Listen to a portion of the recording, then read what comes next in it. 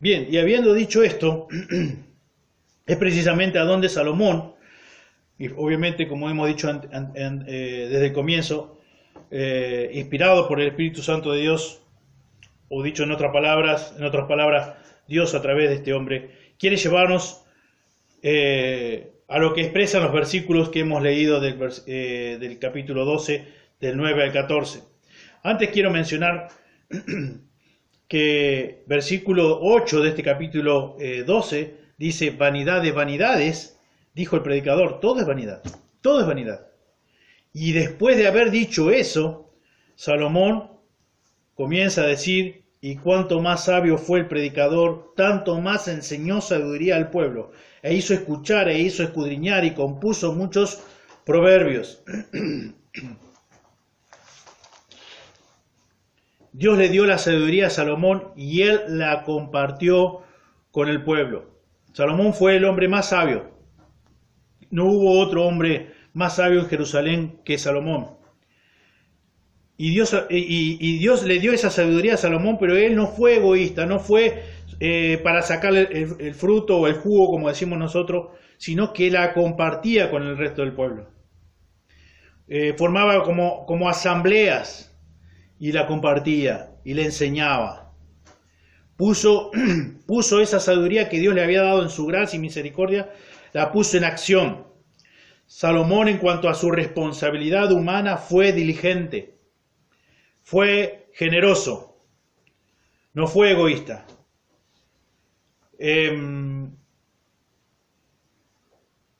Salomón, cuando compartía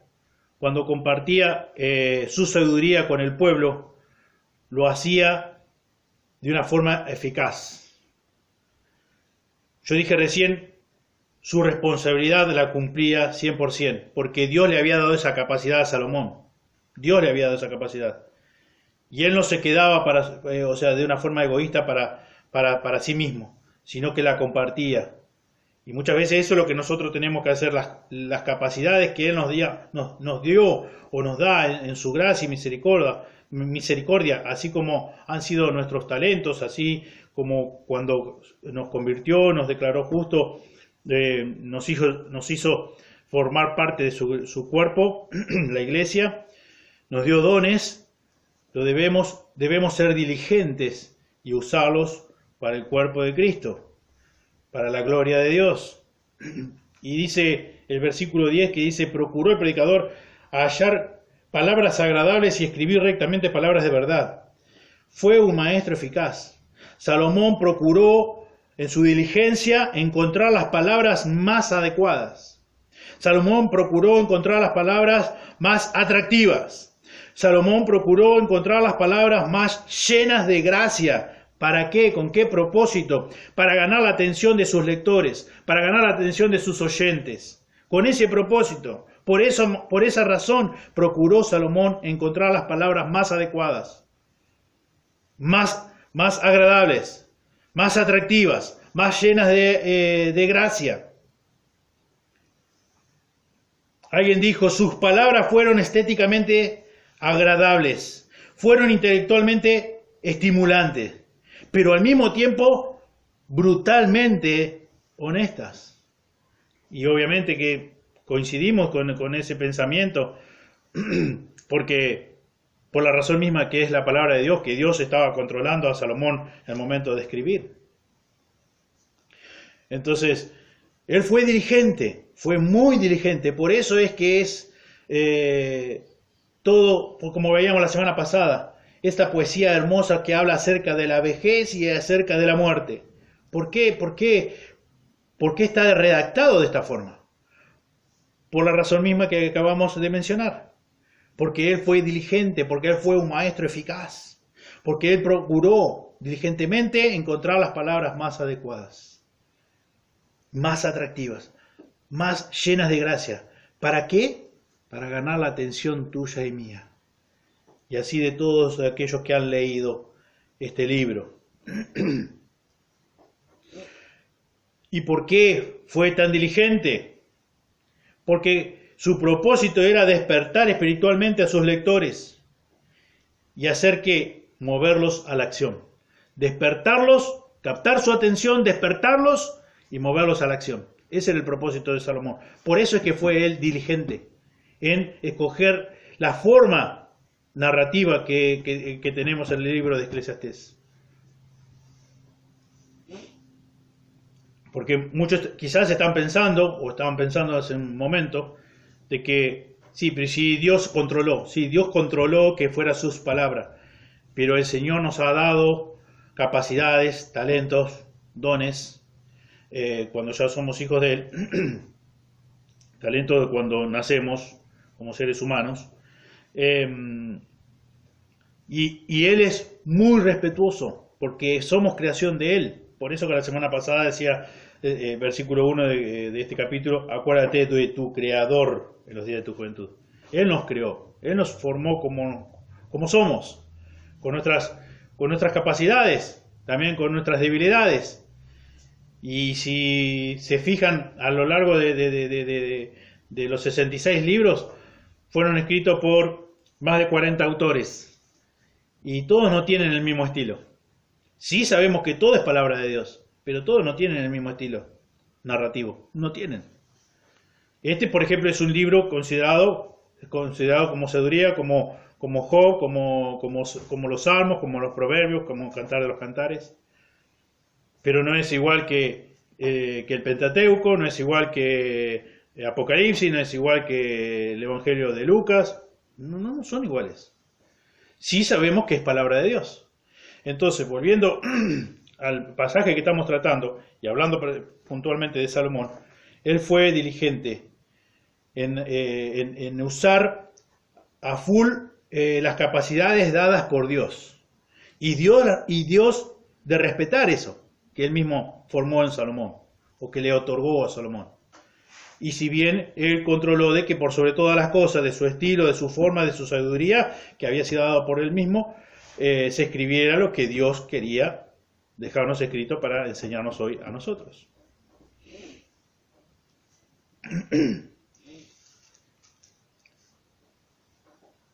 Bien. Maestro eficaz, diligentemente.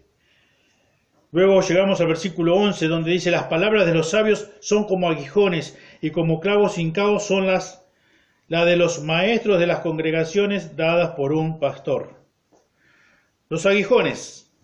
¿Qué son los aguijones? Los aguijones, aquí en el idioma original, hacía referencia a aquellas varas de madera largas, con una punta de hierro, que usaban la gente sobre todo para manejar los bueyes cuando eran tirados tiraban las carretas a través de los bueyes, o sea, la función que cumplían esos aguijones eran que los pinchaban, y así de esa forma los mantenían en movimiento, en acción. Y esa es la idea que trata de transmitir Salomón aquí con esta frase de las palabras de los sabios. Se está hablando de él mismo. Dice, son como aguijones. Y es justamente lo que trata de hacer Salomón con sus escritos, con todo, por ejemplo, con todo lo que hemos estudiado acerca del libro de Eclesiastés. Son aguijones, son como aguijones. ¿Qué hacen? Despiertan. No es que nos están pinchando literalmente el cuerpo, sino que pretenden despertar la conciencia, tu conciencia, mi conciencia, la conciencia de quien lea este libro, de quien escuche este libro, para que nos mueva a sentirnos lo suficientemente incómodos como para apartarnos del pecado y no poner nuestra confianza en ninguna de las cosas de este mundo. Un ejemplo acá, en capítulo 5, versículo 15, dice: como salió del vientre de su madre desnudo, así vuelve, yéndose tal como vino, y nada tiene de su trabajo para llevar en su mano. Vos quizás estás pensando de que es muy importante hacer mucho dinero, tener muchos bienes, tener mucha riqueza, pero acá la Biblia te dice que como saliste del vientre de tu madre desnudo, así vas a volver a la tierra o al lugar donde te sepulten, desnudo, sin poder. Si te dejan como esta persona que escuché su deseo era que la enterraran con su propia Ferrari, te podrán enterrar con tu propia Ferrari, con el BMW, con tu moto, con, no sé, con tu Play, no, lo que vos quieras, con tu buen celular, no sé, lo que vos pienses. Con todo el dinero que amontonaste, quizás lo puedan sacar del banco, o con todos los lingotes de oro, no sé, lo que vos pienses, lo que vos creas que llegaste a tener, o que por el cual sentido de la vida por el cual viviste. Bueno, te lo pueden dar, te lo pueden poner junto ahí donde estás. Pero créeme y vos te estarás dando cuenta de qué te sirve. No lo vas a poder disfrutar. Yo creo que creo que era una mujer que pidió eso, que quería que la sepultaran en su Ferrari. Seguramente que jamás la pudo poner en marcha. ¿Qué sentido tiene? No tiene sentido, es como, dice Salomón, es como un correr tras el viento. Es algo ridículo, es algo absurdo. No tiene sentido. Desnudos salimos del vientre de nuestra madre, desnudos volveremos allá. ¿De qué sirve vivir solamente para tener un nombre, para que nos recuerden? Hay personas que he escuchado que lo único que les importa es que lo recuerden. Es todo. Vivir toda una vida, 70 años, 80 años, con todo lo que eso significa para que después seas un recuerdo. Y es más, por lo que hemos estudiado en este libro, quizás algunas generaciones lo recordarán. Quizás yo a mi padre lo recuerde, mi hijo lo recuerde, mis hijos lo recuerden. Pero va a pasar otra generación y nadie más se va a acordar de quién era Juan Lucas Hospital. Nadie se va a acordar. Lo mismo va a pasar conmigo, lo mismo va a pasar con vos, con usted. Lo mismo. No nos van a recordar para siempre. Desnudo venimos a este mundo, desnudo nos vamos. La semana pasada leíamos el versículo 7 de este capítulo 12. Y el polvo vuelve a la tierra. El polvo vuelve a la tierra como era. Y el espíritu vuelve a Dios. Lo dio. La vida más absurda, más sin sentido es la vida de todo ser humano sin tener en cuenta a Dios. Podríamos decir la desgracia más aterradora, más frustrante, es vivir lejos de Dios. No tiene sentido alguno. Por eso, como decíamos la semana pasada, si sos un joven adolescente, estás a tiempo de revertir de erradicar esa idea que nuestro propio corazón nos engaña y las cosas de lo que el mundo nos ofrece nos seduce, y Satanás muchas veces nos susurra a nuestro oído y nos quiere hacer convencer a través del engaño, a través de la mentira, de que vivir nuestra vida es lo mejor que nos puede pasar como jóvenes. Es el error más grande que podés cometer. Es el error más grande. Es el desperdicio más grande y tremendo que podés hacer con la vida que el Señor te ha dado. No seas necio, como decíamos la semana pasada. No seas necio. No quieras hacer lo que se te da la gana. No seas necio.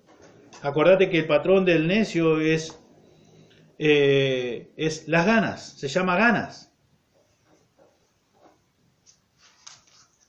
Y versículo 11 también menciona: y como clavos hincados son las de los maestros de las congregaciones. Los clavos hincados hacen referencia más bien a la estabilidad. Y es por medio justamente de la sabiduría revelada en la palabra de Dios, la Biblia, las Sagradas Escrituras, que nosotros como hijos de Dios podemos encontrar la verdadera estabilidad. En medio de este mundo adúltero y perverso, como dice la Biblia, en medio de este mundo tan cambiante, tan vacilante, podemos ser estables, podemos encontrar la estabilidad. Y justamente a eso se refiere. En la antigüedad o sea, las estacas que se clavaban y estaban bien, los clavos que se usaban y estaban bien aseguradas, y eso daba estabilidad a las carpas, a los refugios a las tiendas que se armaban para esta gente. Y es la idea que quiere transmitir Salomón acá. Por eso esta sabiduría, como decíamos al comienzo, procede solamente de Dios. Por eso Salomón también encontramos acá la palabrita pastor con mayúscula. Dice que las palabras de los sabios son como aguijones y como clavos hincados son las de los maestros de las congregaciones, dadas por un pastor, dadas por Dios. En el capítulo 2, versículo 26 nos dice, la escritura acá de Eclesiastés, porque al hombre que le agrada, Dios le da sabiduría. Dios le da sabiduría, ciencia y gozo. Dios nos da sabiduría. En Salmos 80,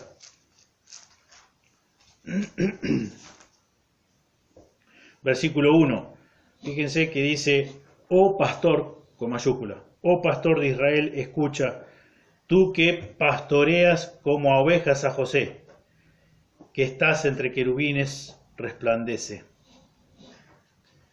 Oh pastor de Israel. Y bueno, también tenemos el Salmo 23, que todos conocemos, Jehová es mi pastor, nada me faltará.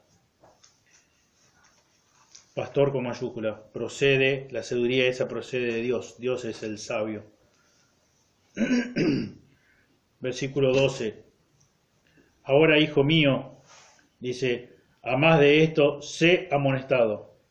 No hay fin de hacer muchos libros, y el mundo y el mucho estudio es fatiga de la carne.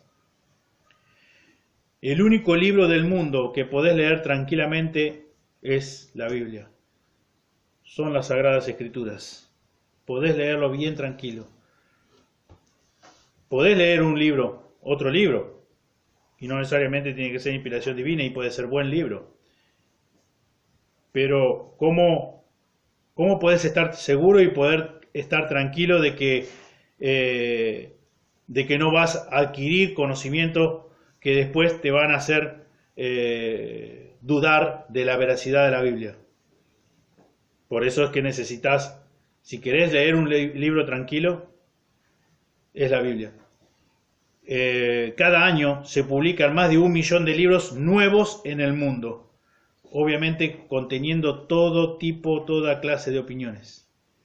Más de 1 millón de libros nuevos en el mundo, cada año. Y si vos vas a buscar un libro, solamente vas a encontrar opiniones de seres humanos. No digo que no lo puedas leer, pero tenés que discernir.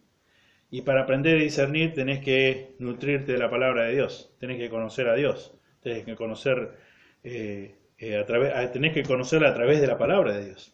Por eso, dicho en otras palabras, Salomón está diciendo, acá tenemos la verdad absoluta.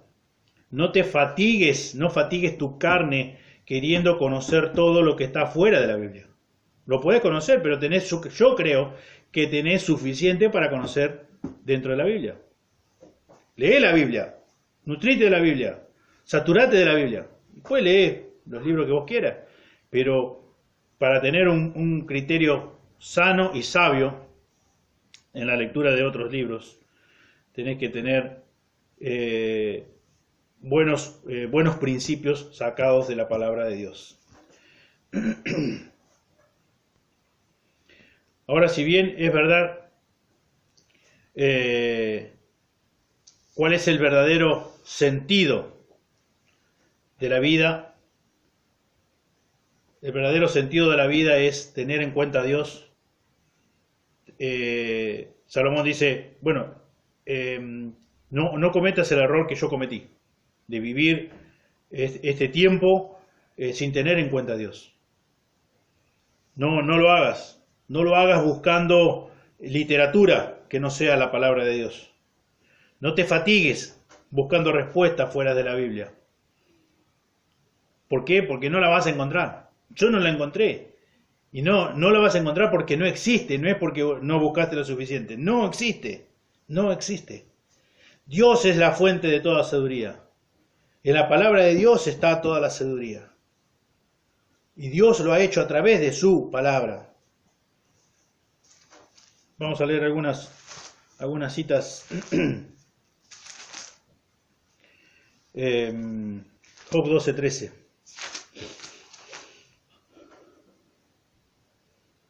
Con Dios está la sabiduría y el poder. Suyo es el consejo y la inteligencia. Con Dios está la sabiduría y el poder. Suyo es el consejo y la inteligencia. Después tenemos Salmo 104, 24. Cuán innumerables son tus obras, oh Jehová. Hiciste todas ellas con sabiduría. La tierra está llena de tus beneficios. Cuán innumerables son tus obras, oh Jehová. Hiciste todas ellas con sabiduría. Después podemos ir al Nuevo Testamento y ver algunas citas más. Nos dice el libro a los Romanos, la carta a los Romanos.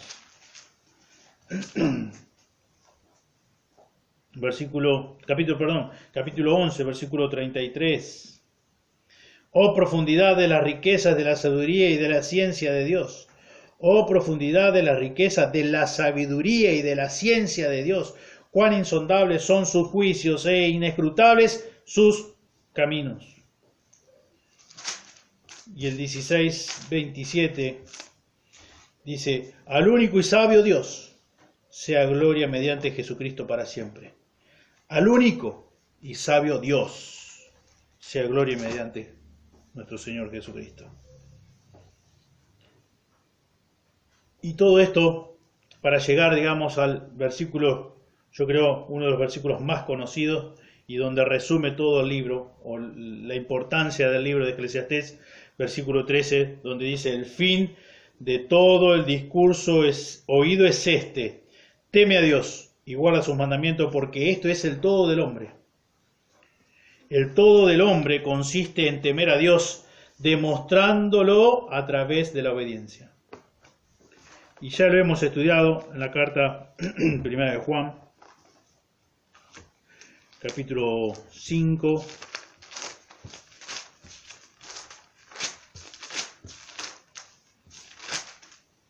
Versículo 3. Dice: pues este es el amor a Dios. Este es el amor a Dios. ¿Cuál es el amor a Dios? Que guardemos sus mandamientos. Y ahí aclara el apóstol, dice: y sus mandamientos no son gravosos. Este es el amor a Dios. ¿Cuál es el amor a Dios? Que guardemos sus mandamientos. Entonces, por eso es que Salomón dice: el todo del hombre consiste en temer a Dios, demostrándolo a través de la obediencia. En el original, acá nosotros en nuestra traducción dice: el fin de todo el discurso oído es este: teme a Dios y guarda sus mandamientos. Como que encontramos como que son dos cosas, como que está hablando de una pluralidad: temer a Dios y separado, guardar sus mandamientos. Entonces, temo a Dios más guardo sus mandamientos, y dice, bueno, esto vendría a ser, se da para entender como que estas dos cosas es el todo del hombre. Pero en el original no es así. Temer a Dios y guardar sus mandamientos, fíjate que después dice: porque esto está en singular. Está hablando de una sola cosa. No está hablando de dos. Porque si no te tendría que decir, supongamos, estos dos elementos es el todo del hombre. Y dice esto. ¿Y cuál es esto? Temer a Dios. Por eso es que Salomón lo que está diciendo es lo que dice el apóstol Juan, lo mismo. ¿Cuál es el amor a Dios? ¿Cuál es el temor a Dios? Obedecerle. ¿Cómo demostrás vos y yo que tememos a Dios? ¿A través de qué? De la obediencia. ¿Ves un hombre, una mujer obediente a Dios? Decís, este es un hombre, una mujer temerosa de Dios, que teme a Dios. Por eso es que el apóstol Juan dice: y el guardar y el obedecer sus mandamientos no es gravoso. ¿Por qué? Porque hay temor a Dios. Entonces, por eso es que Salomón dice, Salomón no está diciendo Dicho de otra manera, Salomón no está diciendo que este es el deber del hombre o este es el deber de la mujer. No, esto es el todo del hombre, genéricamente hablando. Es el todo del hombre. Esto es la suma total de lo que significa funcionar de acuerdo al diseño original de Dios. Es la suma total de lo que significa funcionar de acuerdo al diseño original de Dios. Si pensamos en un reloj, por hermoso que sea, por la cantidad de funciones que pueda tener, si no da la hora, ¿de qué nos sirve? Si pensamos en un celular, el último que ha salido, que de hecho no sé cuál es el último que ha salido, porque realmente mucho no me interesa, con que me funcione para comunicarme es suficiente, pero si el último celular tenés múltiples, por decir cientos de funciones, pero no te sirve para comunicarte con otras personas, ¿cuál es la función de ese celular? La función del celular, del teléfono celular, fue para poderse comunicar unos con otros. ¿De qué te sirve que tenga la mejor cámara, con la mejor resolución? ¿De qué te sirve que tenga un buen despertador? ¿De qué te sirve que tenga un GPS? ¿De qué te sirve de que, no sé, de que se abra con la huella digital? ¿De qué te sirve que tenga mucho almacenamiento, muchos gigabytes de memoria? ¿De qué te sirve si no te va a servir para comunicarte con otro? Bueno, así de ridículo somos nosotros los seres humanos, o así de absurdo es para todo ser humano que quiera vivir su vida lejos de Dios, sin tener en cuenta a Dios. De la misma forma, Salomón nos dice a vos y a mí que lo que hace a un ser humano, valga la redundancia, un ser humano, en todo el sentido amplio de la palabra, es temer a Dios guardando sus mandamientos, obedeciendo su palabra. Esta es la esencia de cada ser humano, podríamos decir de la raza humana. Las personas pueden hacer muchísimas cosas, y quizás de la forma más excelente posible que se pudiera realizar algo. Pero si no teme esa persona a Dios, si esa persona no es obediente a Dios, es como un reloj que no da la hora. Si esa persona, por más excelente que haya hecho algo, o el descubrimiento más extraordinario que haya existido jamás pensado sobre el universo, pero si esa persona no teme a Dios, obedeciéndole a él cada día, es como el celular, el teléfono que no te sirve para comunicarte con otro. ¿Qué sentido tiene? ¿Qué sentido tiene fabricar un reloj o vos querer comprar un reloj que no te da la hora? ¡Qué absurdo! Bueno, así es todo hombre, toda mujer, todo joven, todo adolescente, todo niño, toda niña que no tema a Dios, que no obedezca a Dios. Porque, ¿cómo se demuestra el amor a Dios? Dice Juan. Guardando sus mandamientos, obedeciéndole. Así de absurdo, como un reloj que no da la hora, como un teléfono que no sirve para comunicarnos. Así es cada ser humano que no teme a Dios. Así es. Es lo más absurdo que existe, es lo más ridículo. Es como dice Salomón, es como correr tras el viento. Como correr tras el viento. Toda mi vida física y luego, tristemente, terminar en un juicio donde el juez es Dios.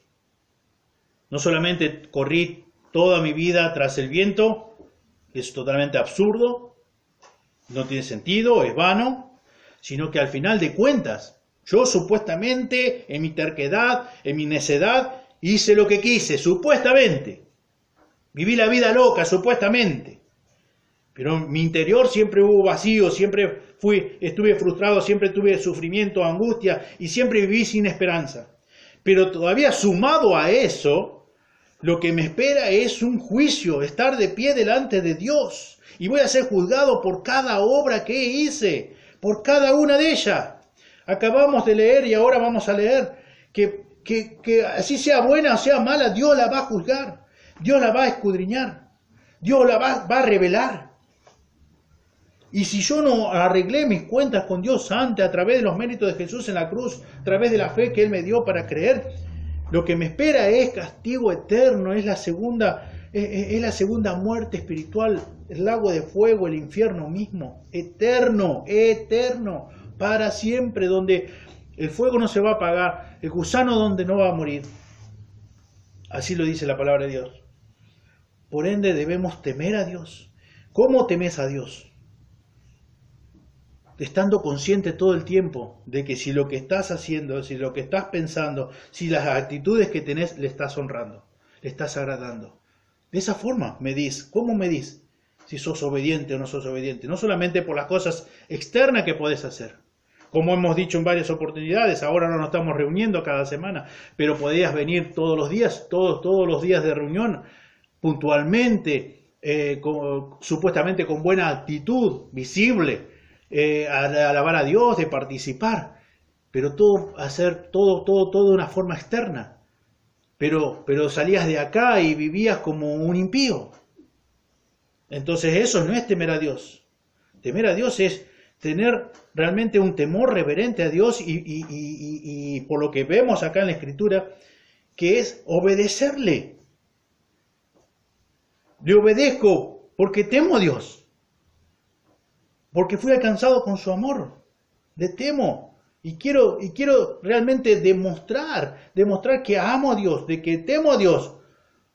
¿A través de qué? ¿De palabras? No. A través de la obediencia.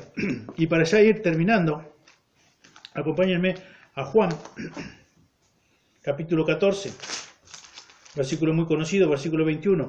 El que tiene mis mandamientos y los guarda, ese es el que me ama. Y el que me ama será amado por mi Padre, y yo le amaré y me manifestaré a él. Respondió Jesús y le dijo, el que me ama mi palabra guardará. El que me ama mi palabra obedecerá, y mi Padre le amará, y vendremos a él y haremos morada con él. El que no me ama, no guarda mis palabras. El que no ama a Dios no guarda su palabra. El que no ama a Dios no le obedece. Es claro la Escritura. Es clara la palabra de Dios. Lo que mide tu verdadero amor a Dios, ¿sabe qué es? Es la obediencia. ¿Sabe lo que mide el verdadero amor a Dios en mí? Es la obediencia. No te engañes. No debo de engañarme. ¿En qué consiste entonces el todo del hombre?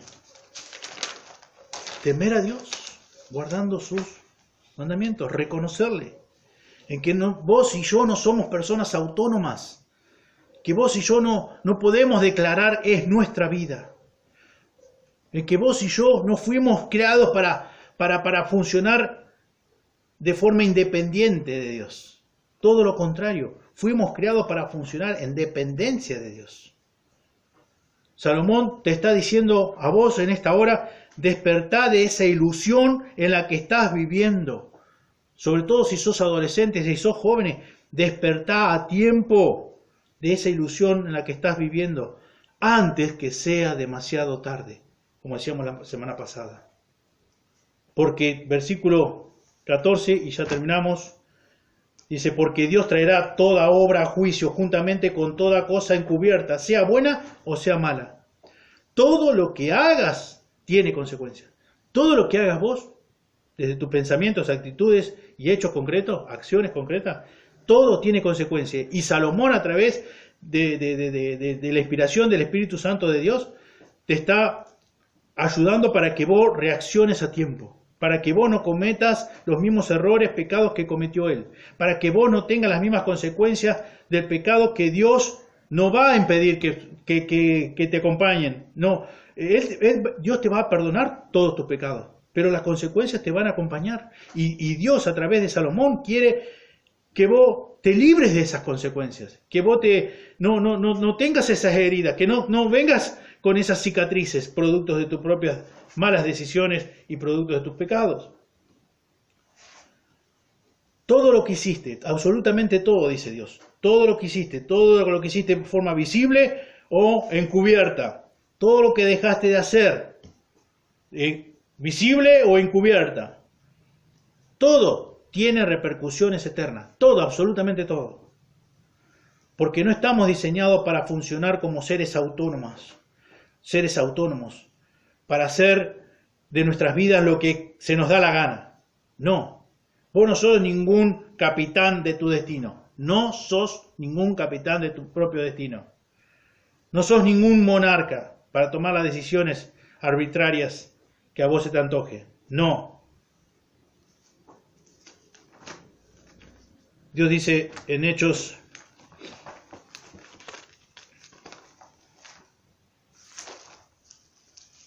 17, 30 y 31, lo siguiente: pero Dios, habiendo pasado por alto los tiempos de esta ignorancia, ahora manda a todos, a los hombres en todo lugar, que se arrepientan, por cuanto ha establecido un día en el cual juzgará al mundo con justicia, por aquel varón a quien designó, dando fe a todos con haberle levantado de los muertos. Por cuanto ha establecido un día en el cual juzgará al mundo con justicia. Dios ha establecido, como hemos citado más de una vez, Hebreos 9:27, que Dios ha establecido que los hombres, que las personas mueran una sola vez y después de esto el juicio. Y acá en Hechos encontramos lo mismo, por cuanto ha establecido un día. Y Dios quiere, dice, ahora manda a todos los hombres en todo lugar que se arrepientan. ¿Por cuánto? ¿Por qué se deben arrepentir? ¿Por qué te debes arrepentir? Porque Dios ha establecido un día en el cual juzgará al mundo con justicia. Al mundo con justicia.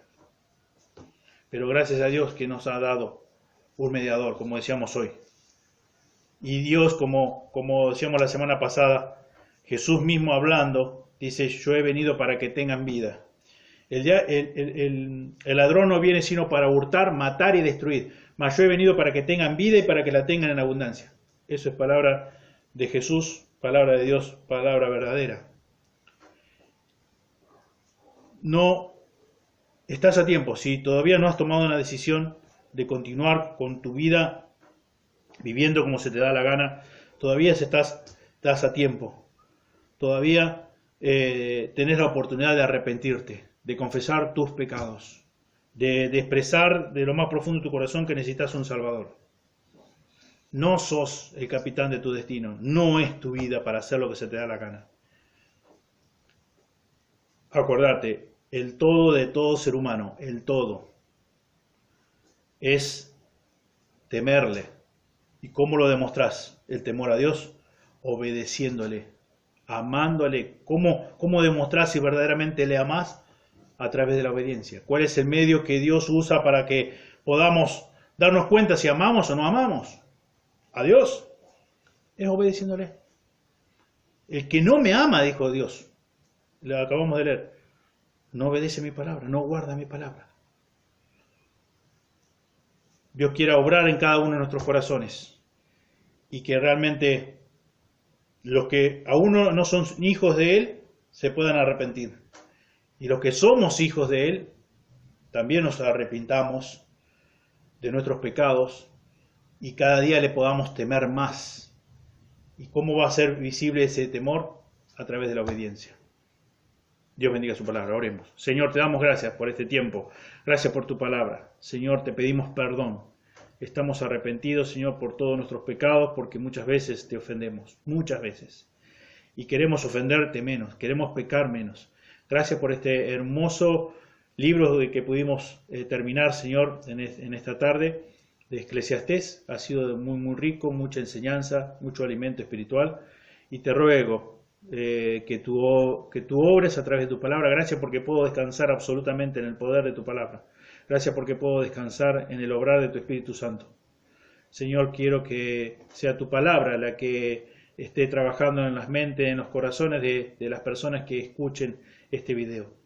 Te ruego, Señor, de que podamos todo lo más posible, Señor, obedecerte cada día. Señor, porque eso va a hablar de que realmente si te tememos o no te tememos. Y es la única manera, Señor, de que nuestra vida tenga verdadero propósito, cobre verdadero sentido, Señor, cuando estamos a cuentas contigo. Señor, perdónanos nuevamente y gracias por el perdón, gracias por la limpieza. Como dice tu palabra en 1 Juan 1:9, si confieso mi pecado, tú eres fiel y justo para perdonar mis pecados y limpiarme de toda maldad. Alabado, bendecido sea tu nombre. En el nombre de Jesús oro. Amén.